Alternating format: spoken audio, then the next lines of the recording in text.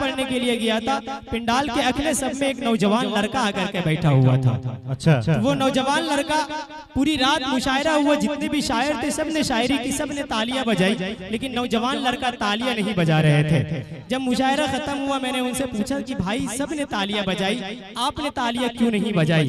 उन्होंने कहा कि भाई जब मैं मुशायरा सुनने के लिए घर से निकला तो मेरी बीवी मुझे कसम दे दी थी कि आप वहाँ ताली बजा करके एनर्जी सप्लाई नहीं कीजिएगा, क्योंकि जब आप वहाँ से आएंगे तो आपको घर में भी एनर्जी सप्लाई करना है। अरे अरे अरे क्या क्या क्या क्या क्या क्या क्या कहते हैं। अगर ऐसा मसला है, अगर ऐसा मसला है तो आप तालियां पे बैंड हो सकते हैं। अगर ऐसा मसला नहीं है नौजवानों तो तालियां खड़काते रहिए, मजा आता है माशाल्लाह। आइए हजरत गिरामी, अब मैं चाहता हूँ कुछ देर के लिए, सिर्फ 2 मिनट के लिए, और माइक वाले भैया इस लाइट को बंद करवा दीजिए।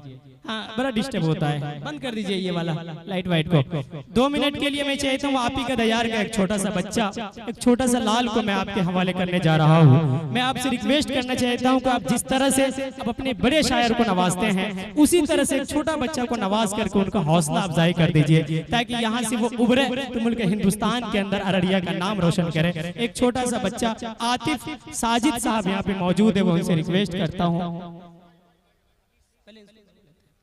आतिफ साजिद साहब माइक पे तशरीफ ला रहे हैं, अब एक दफा तालियां बजा करके इनका इस्तेमाल कर लीजिए। अस्सलाम वालेकुम। खुद से मिलने की तेरी आरज़ू हो जाए, अच्छा, खुद से मिलने की तेरी आरज़ू हो जाए, तू एक पल को तू हो जाए तो थोड़ी गुफ्तगू हो जाए।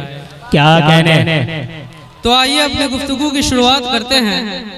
मैं आतिफ सिद्दीकी ख्याल लिखता हूँ। क्या कहने। अररिया की धरती का एक छोटा सा कलमकार, अभी ढंग से लिखना शुरू ही किया है जी। और रेख्ते के इतने उस्तादों के बीच मैं अपना होना बाइशे शर्फ समझता हूँ, और मैं शुक्रगुजार हूँ बड़े भाई मोहतसिम अख्तर साहब और उनकी पूरी टीम का, जिन्होंने मुझे इस मंच पे अपने अशार पढ़ने की दावत दी। जी, अब पढ़िए। तो पहली शायरी कुछ इस तरह से है कि मेरा दूर जाना तुमको गवारा नहीं। पहली शायरी इस तरह से है कि मेरा दूर जाना तुमको गवारा नहीं। अच्छा, मेरा दूर जाना तुमको मेरा दूर जाना तुमको गवारा नहीं, मगर पास भी तुम आना नहीं चाहते। हाँ, कहते तो हो कि चले आओ, क्या यूं कहते हो कि जैसे बुलाना नहीं चाहते। क्यों लगाए उम्मीदें मुस्तकबिल की, अगर हाल ही तुम संग बिताना नहीं चाहते। क्या कहने। तुम ही जमाने के पीछे लगे हो, तुम ही कहते थे कि जमाना नहीं चाहते। क्या कहने। जिंदाबाद जिंदाबाद। तुम कभी जान देते थे मुझ पर, ये जान लो हम और कुछ याद दिलाना नहीं चाहते। क्या कहने। और एक ख्याल कुछ ऐसा है कि तुम्हारा शुक्रगुजार हूँ कि तुमने रास्ते बदले। अच्छा, क्या कहने। तुम्हारा शुक्रगुजार हूँ कि तुमने रास्ते बदले, इससे भी बड़ी खुशी तुम हंसते हंसते बदले। दिखी नहीं, अंदाज अच्छा है। बहुत शुक्रिया जी। दिखी नहीं अश्क की बूंद भी तुम पे, चलो खैर है लोग सस्ते बदले। सस्ते बदले। चलो खैर है लोग सस्ते बदले। अच्छा है साजिद भाई, बिल्कुल भाव नहीं है। फिर उस राह से गुजरना हुआ नहीं कभी, हमने भी दफ्तर बदला और बस्ते बदले। क्या कहने। वाह वाह वाह वाह वाह। और आगे बढ़ते हैं। एक शायरी इस तरह से है कि बज़ाहिर है होता जो कोई इम्कान तो सोचता मैं। क्या कहने। बज़ाहिर है होता जो कोई इम्कान तो सोचता मैं। अच्छा। तकब्बुर न होता तेरे दिल का दरबान तो सोचता मैं। तकब्बुर न होता तेरे दिल का दरबान तो सोचता मैं।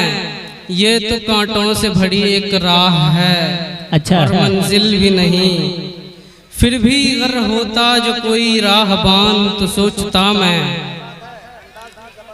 तेरे इर्द गिर्द तो सारे के सारे कबूतर बैठे हैं। अच्छा।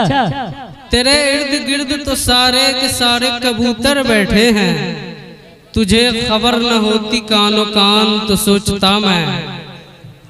तू किसी का इश्क है ये जानना तुझे अच्छा भी ना लगे, मगर ये सुनने पे तेरे लब पे आती मुस्कान तो सोचता मैं, अच्छा अच्छा न जाने कितने खत अलमारी में पड़े रह जाएंगे, तकब्बुर न होता तेरे दिल का दरबान तो सोचता मैं। और अगली शायरी कुछ इस तरह से है कि काश के ऐसा हो, अच्छा काश के ऐसा हो अब मुझे कोई दुआ न लगे, तू बस चाह ले और मेरी सांसों को हवा न लगे, तू बस चाह ले और मेरी सांसों को हवा न लगे, मेरे साथ मेरी अजियत खत्म हो, क्या कह रहे हैं? तुझे कातिल का पता न लगे, मेरे साथ मेरी अजियत खत्म हो और तुझे कातिल का पता न लगे, फिर कमी खले तुझे तू जोरों से आवाज दे। क्या कहने बाबा। और अब मैं आखिरी शायरी पढ़ूंगा, मैं पढ़ता हूँ। ये जैसा कि आप लोग फलस्तीन के हालात समझते हैं, जी बिल्कुल, ऐसा है कि असल में तो खाक फलस्तीन है आज़ाद, क्या कहने हैं? और जहाँ शिकंजे यहूद में है, क्या कहने हैं? असल में तो खाक फलस्तीन है आज़ाद, और जहाँ शिकंजे यहूद में है, तुम्हें खबर भी है तुम किसके अमी हो, उनका बारूद तुम्हारी सूद में है, कोई उनके भी घर जाके हुक्म चलाए, जो कहते हैं सब तो हुदूद में है, कोई उनके भी घर जाके हुक्म चलाए, जो कहते हैं सब तो हुदूद में है, उन हाकिम अरब से उम्मीद भी फिजूल, क्या कहने खुशी देख कर जो जुमूद में है, जी आज़िज़ी का आलम तुम उस माँ से पूछो, जो बेटे के आज़े समेट कर क़ऊद में है, जिनका नफा व नुकसान पशे यहूद है, बस वही लोग शामिल शुहूद में हैं। क्या कहने बाबा, बहुत